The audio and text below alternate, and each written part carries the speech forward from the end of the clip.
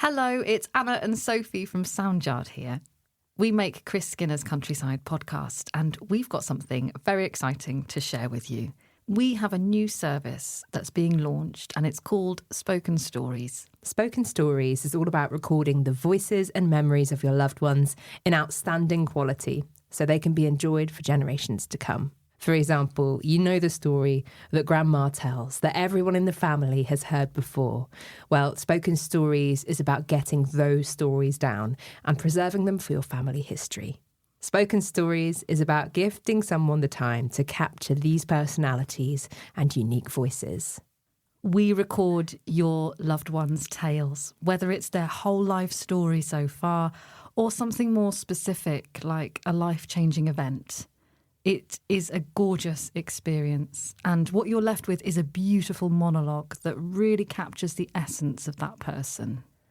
Think of it like an audio portrait, and take a listen to a snippet of this one from Diane's spoken story, recorded in her beautiful garden. I was born in 1951 at Newmarket, and unfortunately I didn't see Mum for a year. I was looked after by a lovely nurse called Diane, my name, because my mum had TB when I was born. And so my mother never worked because with her problem with her, lungs, she had to go and have it sort of pumped up every so often. She used to do a lot of dressmaking, so she always made our clothes years ago. But yeah, she was a lovely mum, yeah, and Dad as well, yeah. That's very nice childhood I had, yeah, very nice. Yeah. I got married February the 16th, 1974. The weather was gorgeous. I ended up having putting a big sort of T-shirt under my wedding dress I didn't need. I had a lovely one of those transparent umbrellas in case it rained, and it was just a beautiful day. I think I'm always sort of quite cheerful. I mean, if I go down the Luke and deliver some eggs to somebody, I'll meet somebody and chat, and then Paul say, "Where have you been?" I said, "I've been chatting to people."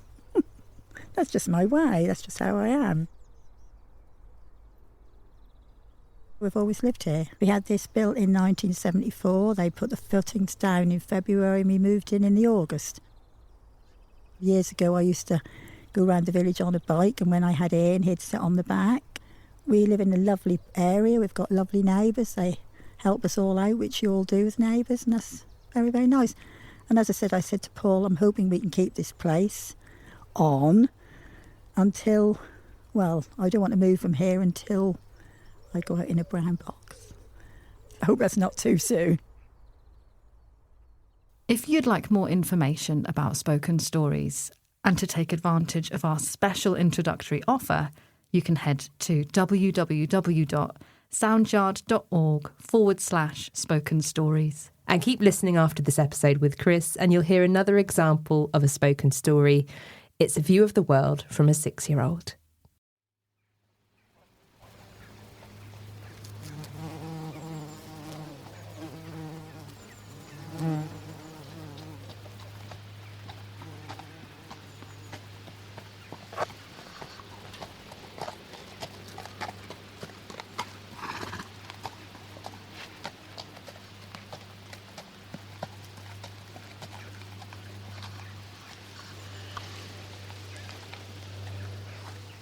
It's early morning at Hyash Farm.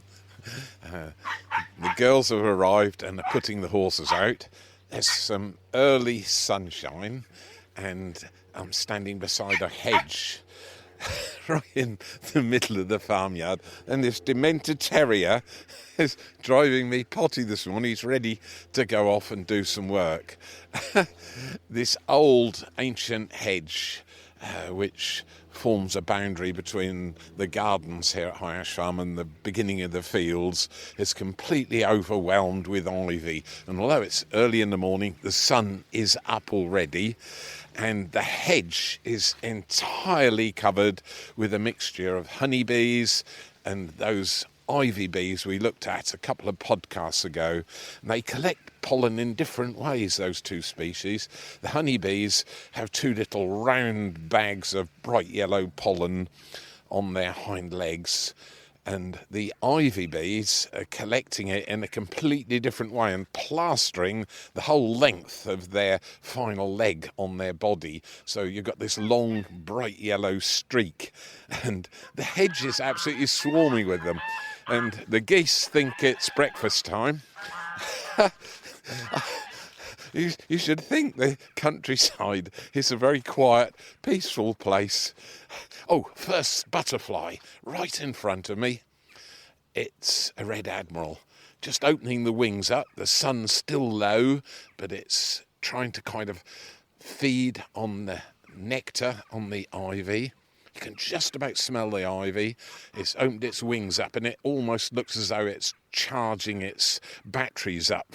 Solar-powered butterfly, and it's really beautiful and in really good condition as well. Black furry body, wings wide open now, bright orange and yellow dots around the edge of the wing, white dots around the edge of the wing, and then little black dots to finish off. Oh, it's opened its wings up right in front of me. Absolute perfection. And this is early morning, just shows how valuable the ivy is. And they're the geese. I've just come into the farmhouse garden.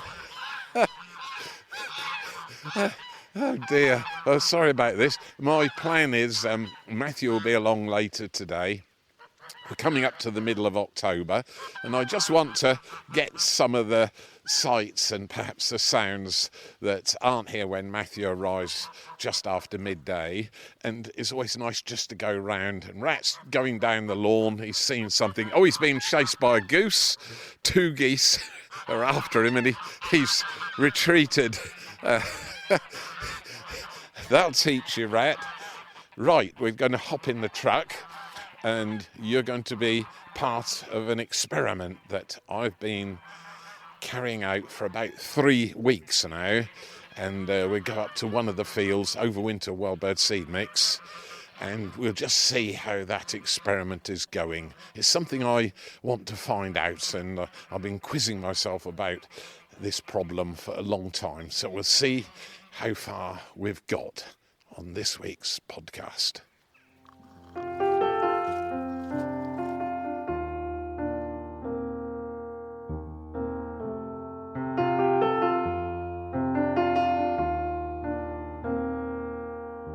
Chris Skinner's Countryside Podcast with Matthew Gudgeon.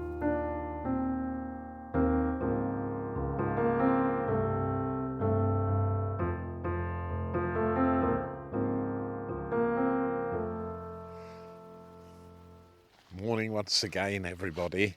I've just driven up to one of the high spots of the farm. It's called Cantley Hill, and in front of me are 5 acres, that's 2 hectares of Overwinter Wild Bird Seed Mix, and I visited this particular spot with Matthew about 3 weeks ago, about 3 podcasts ago, and we started to enjoy the wildlife that was feeding on all the seeds that's being provided. There was a very large flock of goldfinches, over 50. There was quite a number of linnets here that we saw, various other seed-eating birds right around the periphery, several pheasants feeding away as well. And over the last 20 years or so, DEFRA, Department of Food and Rural Affairs, has been paying farmers to plant Overwinter Wild Bird Seed Mix as a way of encouraging wildlife, birds in particular, seed-eating birds, back onto farms to help halt and reverse the decline of many of the farmland species. Birds like yellowhammers, which we have lots here as well, they feed on the seeds. And this is a particularly valuable area because you've got woodland and tall hedges not far away, so somewhere for the birds to perch if they feel a bit threatened, or when they've eaten all the seed they can eat, they'll go and sit there and preen and sing. Now, something happened. There's a kind of a loophole in the Overwinter Wild Bird Seed Mix, what we call the prescription, and it's that you can plant it, but many farms as a way of diversification, have shoots on the farms. It's quite a normal thing to do, but the loophole is that you can actually shoot through these areas of overwinter wild bird seed mix. You can shoot the game that's legal to shoot. You know, if rabbits come out, you could shoot those. Hares, perhaps, and partridges. And some of those, obviously, like the grey partridge, for instance, is a red list species. So it's a kind of a loophole. But I sort of scratched my head because the environmental stewardship scheme for birds hasn't really yielded the successes, considering the millions and millions of pounds that have been put into schemes like this, hasn't yielded the level of success that perhaps it should have done. And I'm doing this kind of very unscientific experiment because I don't have a firearms license. I don't have a shotgun where I can come out and let off and just do that. But I have the next best thing to try and conduct the experiment in a very small way, just the 5 acres. There's another 80, 90 acres of overwinter wild bird seed mix on the other side of the farm, which I certainly don't interfere. But it's been scratching my head as to what the effect is if I let off some bangs once a week. So I'm kind of copying what would happen on a normal farm where you have normal shoots or even casual shoots where you can go through areas like this, and the cover's quite tall. It's kind of up to my armpits. There's thistles there, lots of barley, so lots of seed, millet I can see, couple of patches of teasels there, and there's obviously going to be a lot of bird life there. But I started the experiment just after Matthew left 3 weeks ago, and I've been conducting it just once a week for about an hour, about the time it would take to sort of put the guns through and flush out the birds. And obviously there'd be bangs, and it's that kind of shooting, not the small birds, but the effect it has on the small birds. And that's the bit that intrigues me. So we're now coming up to going to be week 4 of the experiment, and in front of me I've got a couple of little of the bird scaring bangers which I hang up in the crop, but this one's quite close to me, so I'm just going to light the fuse, hopefully, and throw it over the other side, and and that's the effect. And do you know what? I'm looking ahead right across the 5 acres of field, and there is not a single bird. And yet 3 weeks ago or so, when Matthew was here, this would have been alive, absolutely alive with birds. I'm just going to open the truck door and let Rat out because he's quite excited about that bang. I'm sorry it was so loud, and if you're listening to this early in the morning, that makes you jump out of bed, I should think. But anyway, there's nothing, and that's the bit that's intrigued me. It is only a loophole, and I must say some farmers do observe the kind of moral fact that if you've got overwinter wild bird seed mix, it's public money for public goods, if you like, so you shouldn't then go through and either scare the birds or shoot for commercial reasons whatsoever. And certainly it's all part of this new way of thinking about the environment, about rewilding. Certainly you don't go and kill or shoot for fun or for sport or for predator control the animals that would live in a sort of environment like in front of me. I'm just walking into the area now. In total, I let off about 3 of those bangs at the same time each week, and so this is about as far as I can walk in now. Loads and loads of seeds, and yes, there's not a single bird. Having said that, there's a rook way in the distance flying around, but I wonder, because I come and visit this spot without letting off any more bangs, I promise you, during the course of the week. And the same result is here. I just stand and watch and look for where the birds are feeding. And it's a wildlife desert. now. There's just no small birds here at all, and you can't blame them. I mean, because I'm basically, instead of shooting, I'm bird scaring, which is in a way what shooting is when you have the guns going through and the dogs running through this. So it's a kind of plea to the powers that be, if you like, particularly those in DEFRA who sponsor these crops, that as farmers we should be kind of observing the new way of looking after and observing and caring for wildlife.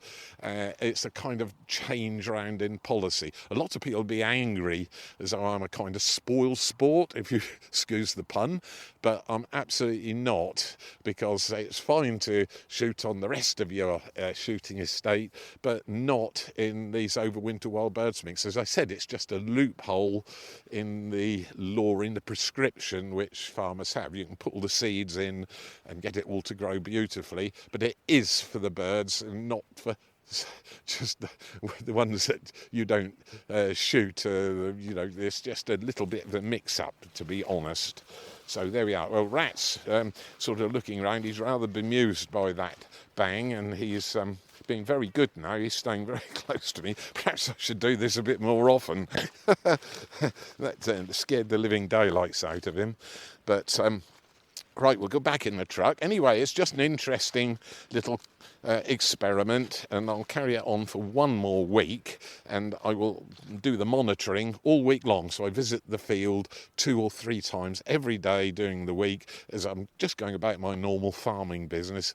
Just sit and watch, and no more bangs, only on that sort of period of 1 hour once a week. Sort of just to copy what would normally happen on a well-run, normal shooting estate, where you have a shoot a week, usually on a Saturday.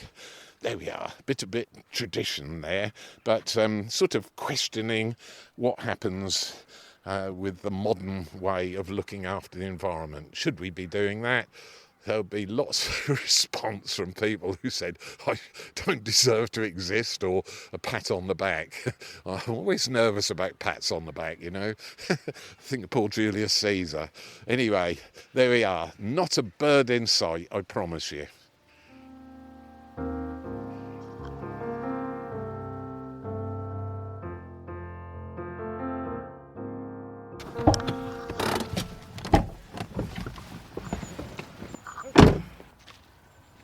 We've got a clear patch without any rain. It's one of those October days where you've got to take all sorts of precautions. Lots of activity there, Chris. Yes, Matthew. We're on one of the hedges on the farm here, and it's recently been cut, and so you can actually see through it.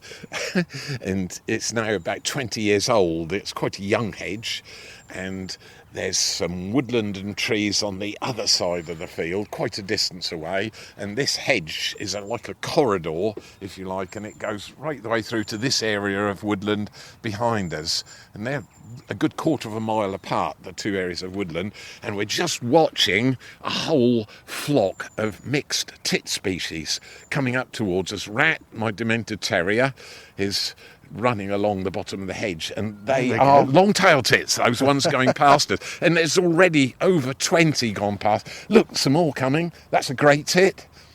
And that's what happens at this time of the year.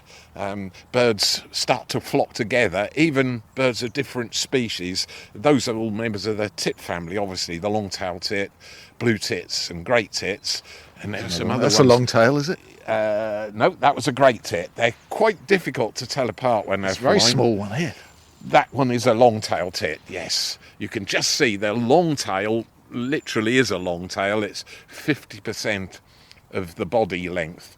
And they're not family groups, because long-tailed tits do lay 8 or 9 eggs in a beautiful spherical, like fist-shaped nest.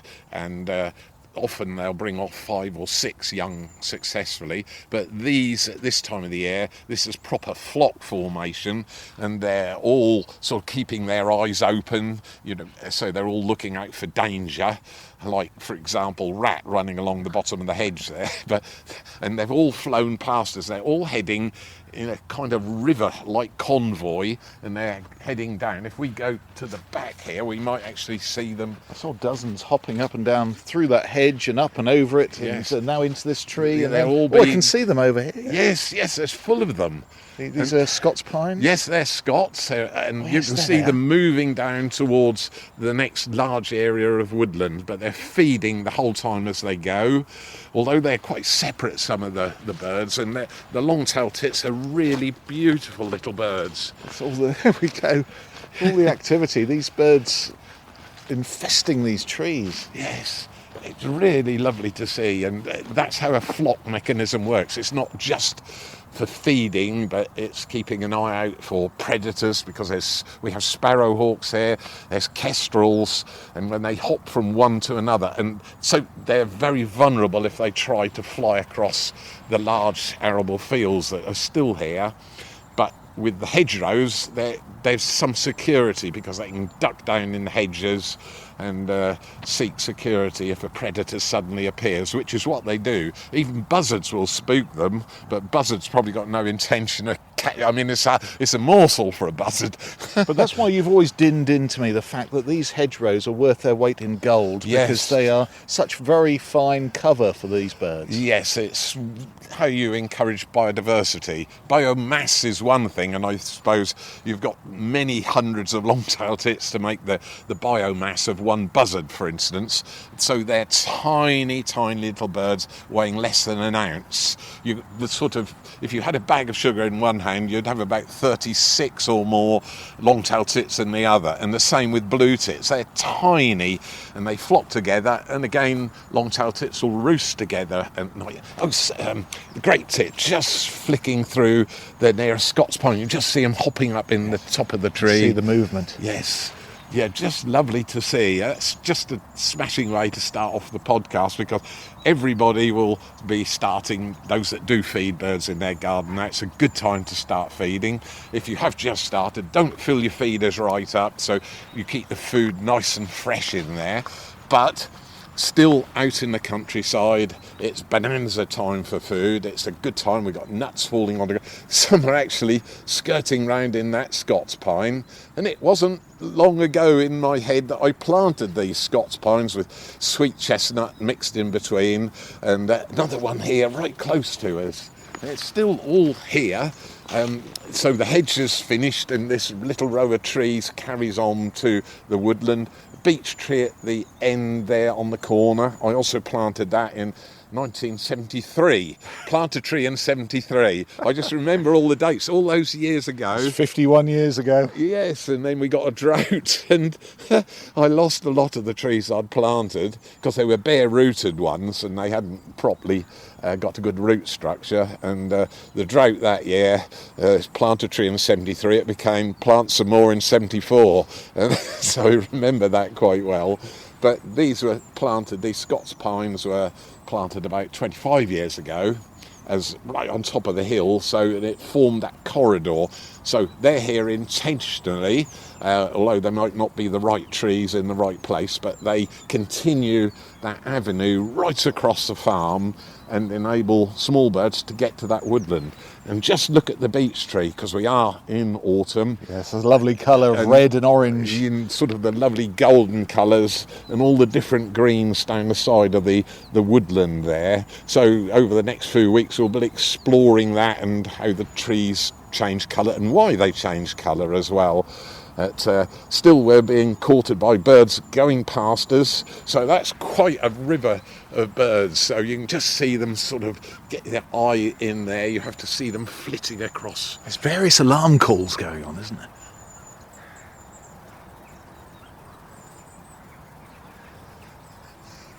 This one. Look, that's a long. Yes, that's a long-tailed tit, that one. Right, they're coming back up the top All right. towards us now. They went shoulder first time. See, hi Ash Farm, the birds fly towards you, not away from you. That's the way to do That it. could be your motto. Oh, that's a marvellous sight and a great way to start this week's podcast. We're going to have some terrific fun this week, and we've got more of your emails as well, so lots to see and do, isn't Yeah, it? absolutely. And so next trip is the woodland, and we're going to carry on our fungal foray from last week. We're on High Ash Farm near Norwich with Chris Skinner, our guide. What's that, Chris? What's that noise?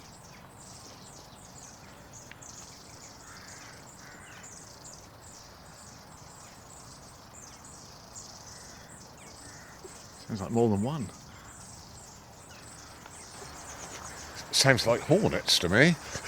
It's a real mystery. Well, this week's mystery sound, if you can help us out.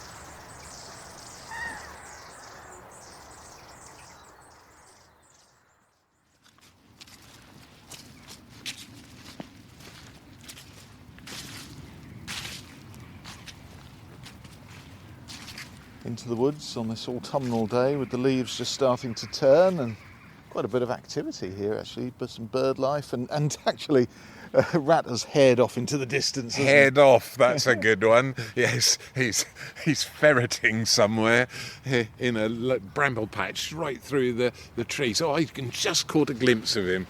There's an old quarry ahead of us. We're in Fox's Grove, one of my favourite places to come on a fungal foray, and he's disappeared up the bank at the back there. It's a very steep gravel incline, and I think the Romans dug some of their quarries on the farm here for flints for the fortification around Venta Icenorum, the Roman town which is to the west of us. But this woodland has been here for centuries, Matthew, and it was obviously provided timber for the farm, for the barns, the big beams in the old clay block barns. There's lots of hazel in the lower part of the wood, which harbours its own particular set of fungi. And that was used for broachures, for thatching, and all sorts of weird and wonderful things, and for chestnut pale fencing as well. So many of the trees were coppice. Some of the old sweet chestnuts in front of us, there's 5 or 6 coming from one stump, and each one's a massive tree in itself. So there's something in the soil here that they really like. And beside us is an old stump that's been cut off. It was a beech stump, and I think it snapped off about 20 feet up, and eventually the bottom just came off, and I cut it off level with the ground because it's right on the edge of one of the woodland rides. And here's one of our first fungi. You just have to squat down and come underneath. This enormous bracket here. Yes, that's exactly what it is, and it's growing on the side of this stump here. The top of the stump's covered in rabbit droppings and moss as well, and this fungi is growing out of the side of the stump here. It looks like a naan bread coming out of the side. I suppose it does. Because it's got a white edge. It has, and it's rock hard. Can you feel it's very woody, and it's attached. It's officially called a bracket fungi, and its proper name is the southern bracket. I don't quite know how or why it got that name, and it can stay on the stump like this. Sometimes it grows on living trees, and it causes heart rot in the centre of the tree. And on this case, it's completely harmless. It's just helping to break down the old beech stump which is growing on, and that's one of its favourite hosts. And so at this time of the year, it's growing out, and it's got a pure white margin. It looks very odd. And that's where the spores come out, and it's very soft and cold underneath. If you put your hand under, you can feel it's very smooth. Oh, yes. You can actually snap them off and play noughts and crosses underneath it. So is it all white underneath? Yes, and this is where the spores will come out very shortly. And although the lower surface is pure white, and as you said, it looks like naan bread. And the ground will be covered in brown spores, and the spores then go off and infect another site or blow off in the wind, or get carried off on animals' feet as well. I'm getting that smell as well. Yes, yeah, that's now it. We've disturbed it a little bit. Yes, that's right. I've just cleared the sticks and leaves off the top of it, and you've got a very musty smell, and it's on my fingers now as I go underneath. Mushroomy. You certainly wouldn't eat it or even want to eat it. It's one that says, don't eat me, I won't taste very nice. It's a rather unattractive, gnarly sort of top to it, isn't and it? it is just wooden. Like it's a bit like eating a piece of cork, really, I suppose. Yeah, it's not very appetising, but you don't have to walk very far at this time of the year. We've had a nice lot of rain, and as I said last week's podcast, the ground is still relatively warm and hospitable. So they're the two conditions which suit fungi. So once the rain soaks into the soil, the mycelium actually gets very active, and then you get the fruiting bodies. There's Rat. He's There he comes. in front of us. So we're just walking down one of the woodland tracks, and I'm going to keep my eyes out. Anything on the ground or anything unusual, colours as well. Here's a beauty coming up. Oh, look at this. Well, this has just come off the track a little bit. Yes. A fallen branch. And There's a branch on the floor. it looks like you've got some lumps of charcoal there. Exactly what it does look like. Wow, hands and knees on the wet woodland floor, the things I do. Right, this is really interesting because this is called cramp balls. Same to you. Actually, it looks like North Country black pudding. It does, yes, it's really unusual, isn't it? This one's on an ash branch that's fallen off the tree from above us. The tree's pretty well dead, and this branch has fallen off. And if I move it over towards you, you can actually get the branch over so you can reach it, and it's rock hard. Yeah. Yeah, and try and break it off if you can. It's like a piece of charcoal. Really. No. No, there you go. It's incredibly well attached locked on to the branch, and so it is kind of locked on. It's got another name as well, which does make me smile, because I love cooking, and several people in the past who I've cooked for and have nicknamed me King Alfred, because he burnt the cakes, and its other name is, apart from cramp balls, is King Alfred's cakes. because they're charcoaly and jet black, as though you've left them in the oven for too long if you get a bit distracted. Unfortunately, on the ground there's one broken off. When the branch fell on the ground, it's dislodged one. I'll see if I can get this and I can't even get it off, would you believe? There's one snapped off, look, and I can pick that up and hand it to you. Thank you. And you can see you wouldn't want to eat that. No. No, it just looks like charcoal, doesn't it?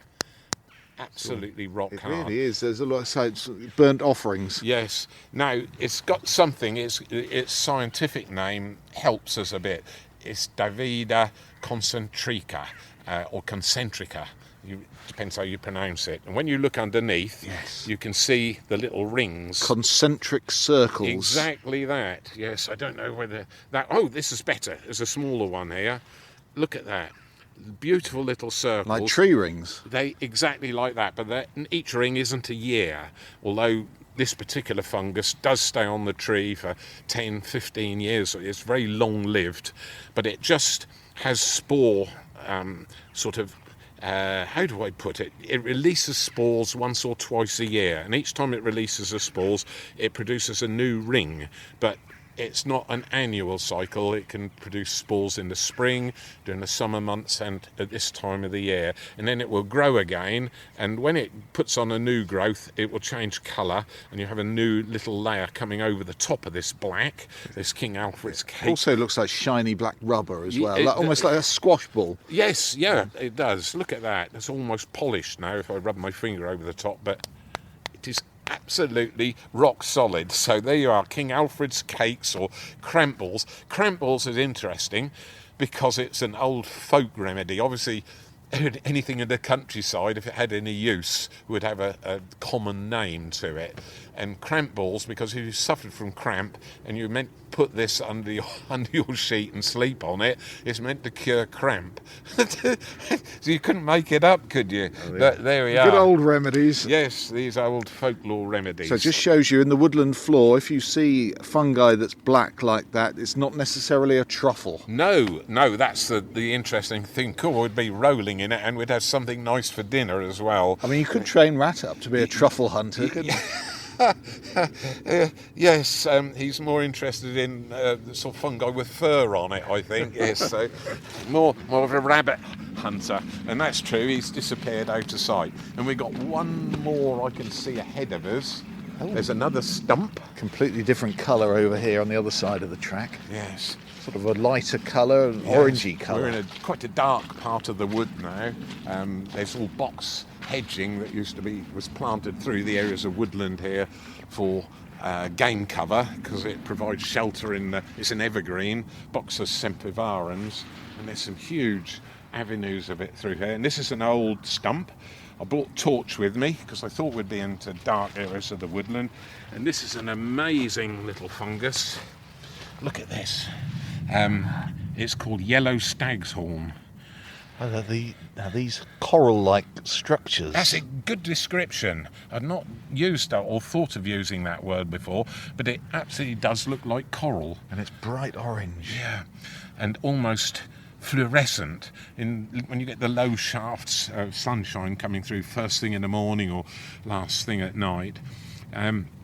It almost is luminescent, I think, is a good description of it. And I brought a little magnifying glass. I always carry one in my pocket if you're out on a fungi hunt. If you hold that fairly close to the fungus, you'll see why it's called stag's horn. They look like antlers. Yeah, they're all dividing up from the base, aren't they? Yes, yeah. And so it's quite delicate as well, a bit like coral. And then right beside it are stump puffballs. Well, they're all breaking down this old, it's a larch stump, so you'll often see yellow stag's horn growing on conifer stumps, and particularly larch. It seems to be its favourite host.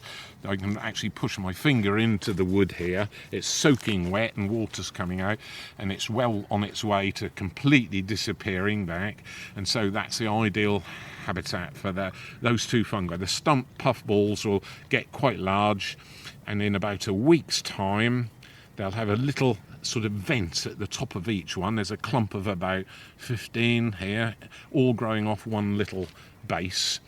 And when you get heavy rain, the raindrops cause little spores to come out and float off in the damp air through the woodland floor. So stump puffballs, two growing together, 4 inches apart.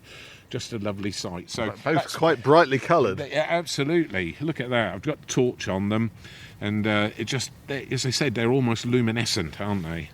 Beautiful. We've gone from those jet black. Yes, from one colour to another, and they're all doing the same thing. All either getting their living off living trees, or carrying on the decay of existing stumps and fallen branches on the ground. And this time of the year, the leaf litter is getting more and more each week we come in. But over there, the light is coming through the woodland there. We're in a really dark area just here, and you can see the light level in the woodland is actually increasing day by day at the moment. And I can see Rat sort of contemplating a patch of stinging nettles over there. He's wondering whether he should go in or not. Ratty, come on, next stop.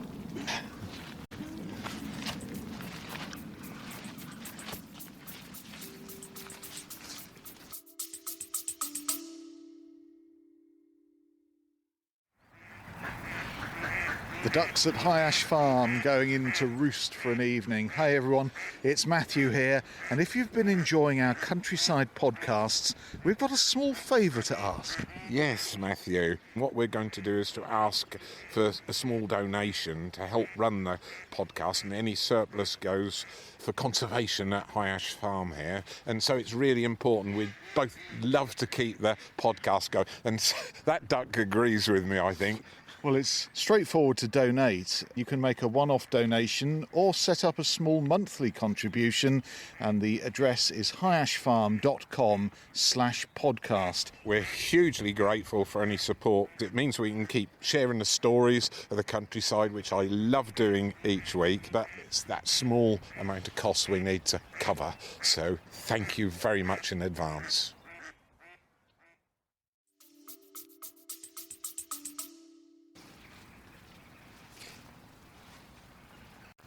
Just moved away a bit from the cover of the trees, and we're on the fringe of the woodland now. And Chris, what have you seen?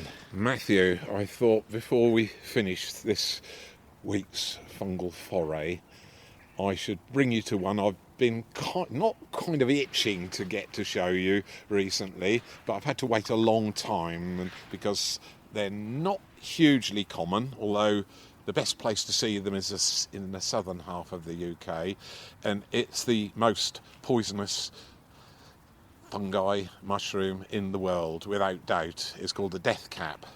And I managed to find one this morning. It's very discreet. It's underneath a small hawthorn bush here. And there it is. Something's had a nibble at it. And it's olive green in colour. Oh, Yes. this one. That one. Oh, wow. It's olive green. Now, that looks like a proper mushroom, but it's got a rather sinister-looking colour to it. It has, and it's got a little swollen base. I'm not going to lift it. I'm going to just leave it where it is. Now, the trouble with this is, if you think it's a mushroom, they won't really grow out in the open. Usually in the bottom of old hedges, in areas of woodland like this. We're right on the edge of the woodland. That's There's another one there, and that's just going over. But this one's a perfect example. But if you thought it was a mushroom and you picked it in with your basket of field mushrooms and then did a little test, which I showed you last week, with does the cap peel? And the answer on this one is yes. But a quarter of that mushroom, and honestly, there's no antidote for it whatsoever, is fatal. And I suppose the best known victim of it is Pope Clement VII in 1534. He ate one, and he was deceased pretty quickly. So it's got quite a list of casualties as this particular species. So what was he doing at High Ash Farm? No, he wasn't at High Ash Farm, I promise you. It wouldn't have made any difference, because if he'd eaten it for breakfast at High Ash Farm, the result would have been the same. So sometimes these rogue ones get in baskets of other mushrooms. Yes, they can, and there's been some close misses in the UK already this year for people eating this, or a portion of one. So they are absolutely deadly. So you don't expect that kind of result from things that are growing. I mean, a lot, there's sweet chestnut trees all around us. The sweet chestnuts are beginning to drop on the ground all through the woodland here. And this has got white flesh, hasn't it? Yes, it has. So got that's white an flesh. encouraging sign. Yes, underneath something sort of pecked away at the top of it, or a slug has been eating it. That's quite possible that it crawled up on the cap last night. It has a swollen base, which helps identify it, but it just shows you that you can't rely on sort of the normal instincts that you have, that it's a mushroom, it's okay to eat, because there are certain species, there's a number of them, but none of them, and I mean none of them, are as deadly as this one. It's world famous, or should I say world infamous. Killing a pope. There we are. That's a good starting point for your reputation. Steer well clear, Yes, and if you've got any confusion, just don't eat anything. That's right. The death cap.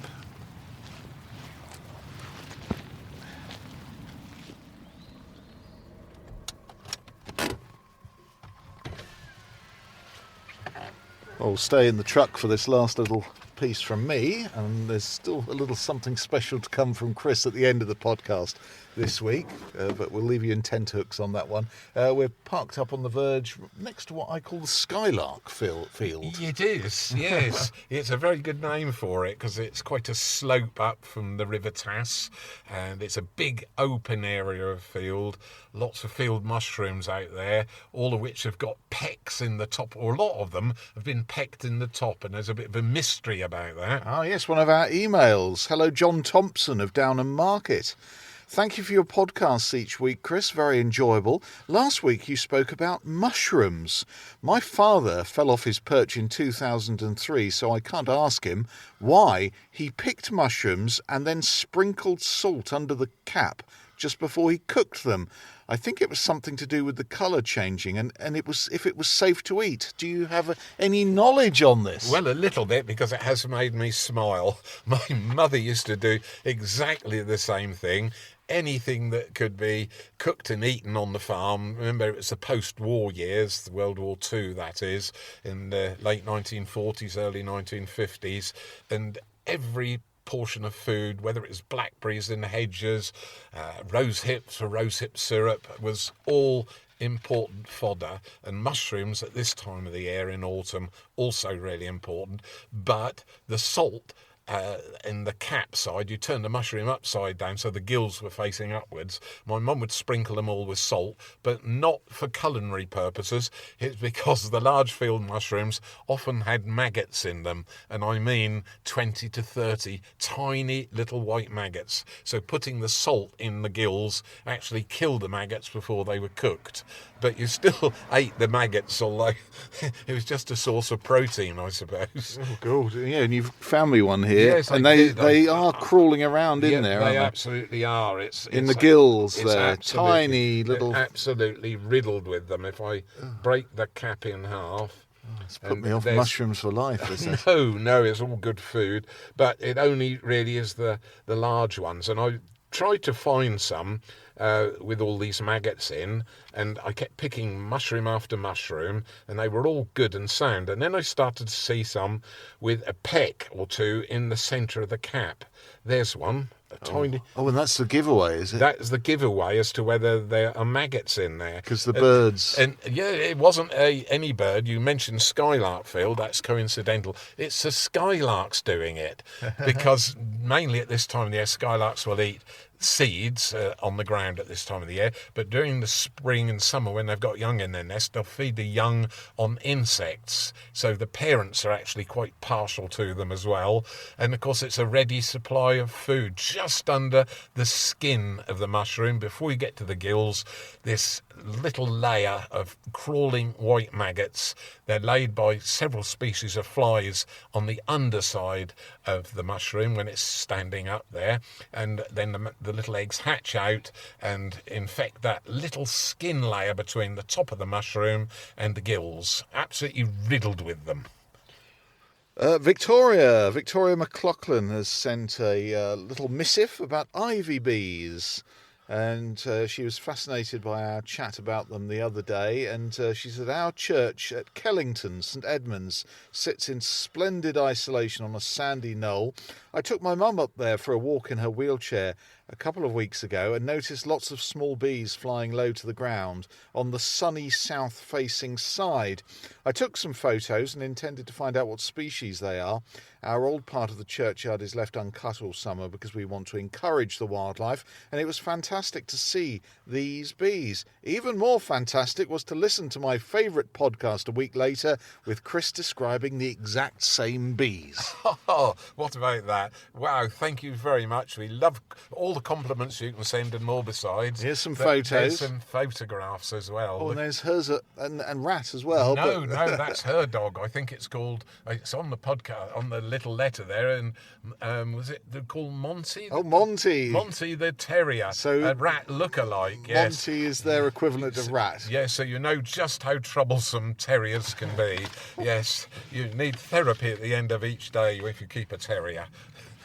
Vivian Coles has sent an email. I'd like to visit High Ash Farm next year to experience the bluebells, which you describe so eloquently. I've just listened to the puffballs and butterflies episode and would like to see them too, but as I live in Tunbridge Wells, it's not so easy. Anyway, I love the series and thank you for your cheery chat. Oh, thank you very much. That's very kind of you. Just the sort of response that we like, yes. And there's lots of episodes to catch up on. I think the puffballs were last autumn, probably, so you've got another 40-odd episodes to catch up on.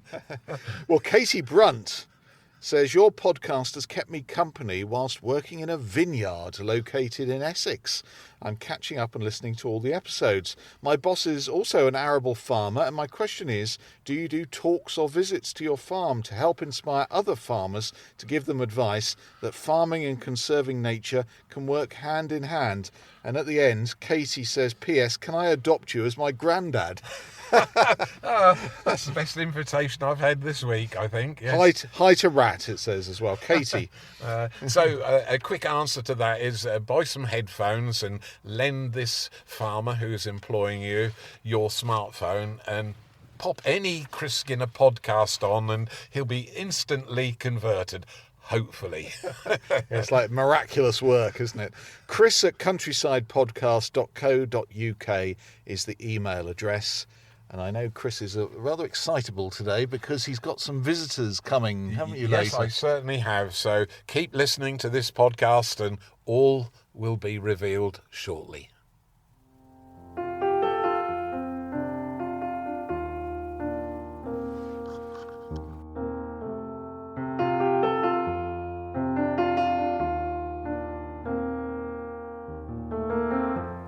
This is a Sound Yard production. Music is by Tom Harris.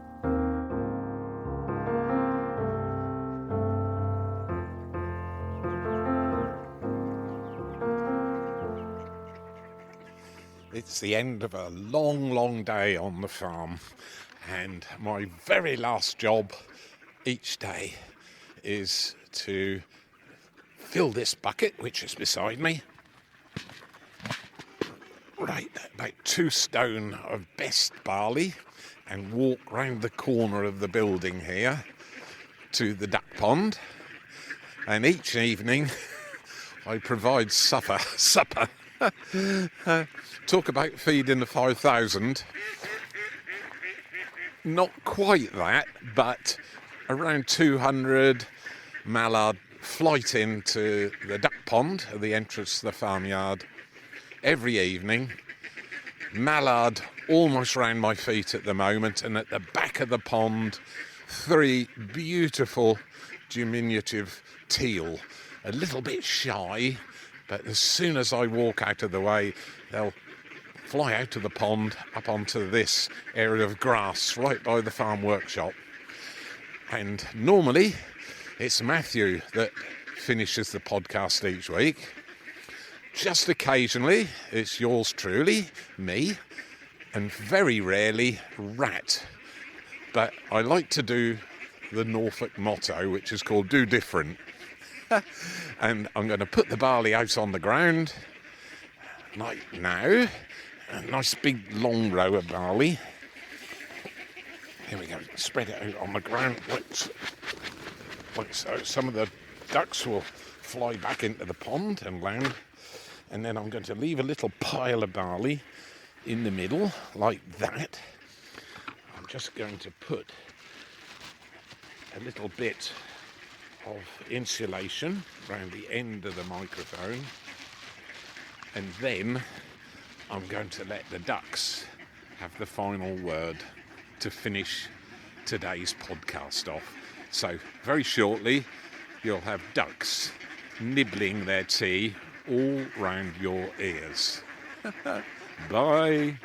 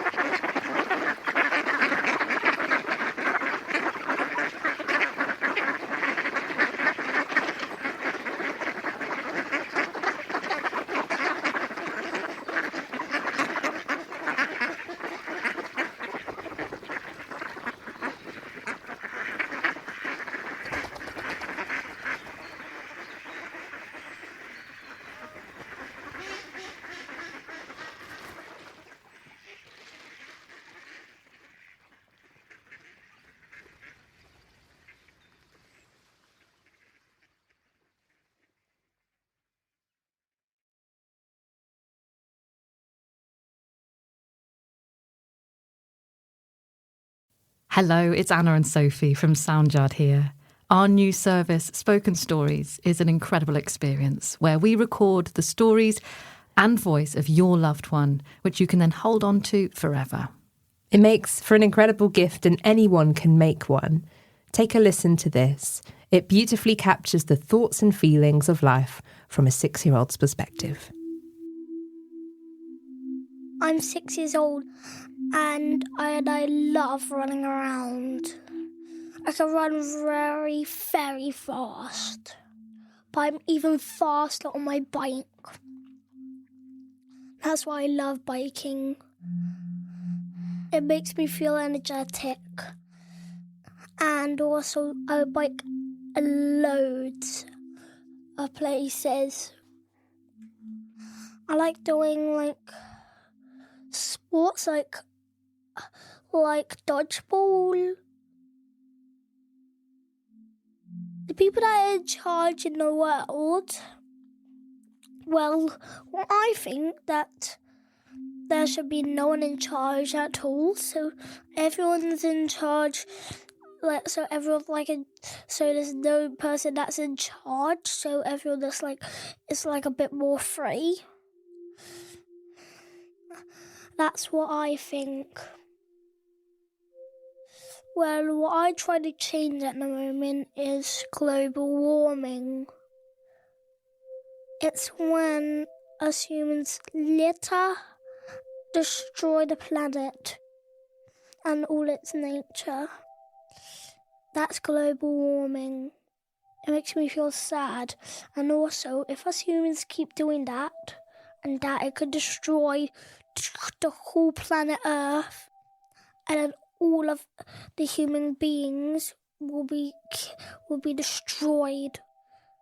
I try to stop global warming. And also, in my coat pocket, I have a bit of Kit Kat litter I found on the floor once. I love the planet more than anything.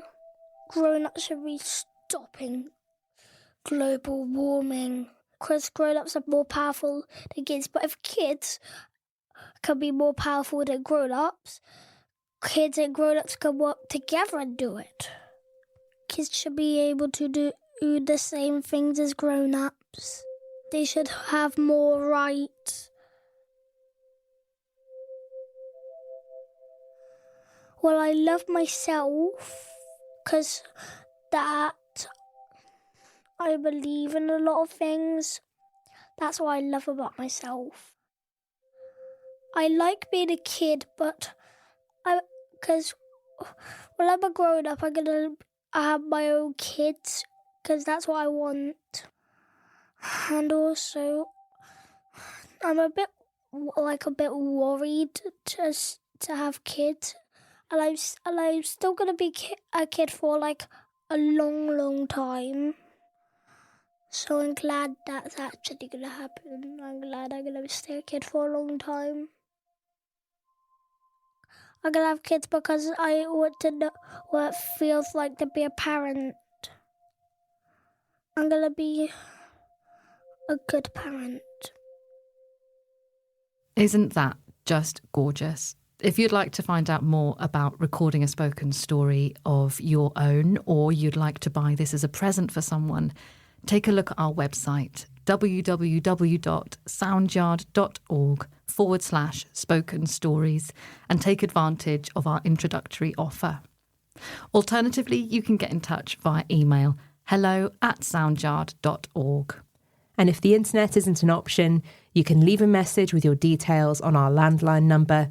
It's 01603 273 899, and we'll get back to you as soon as we can.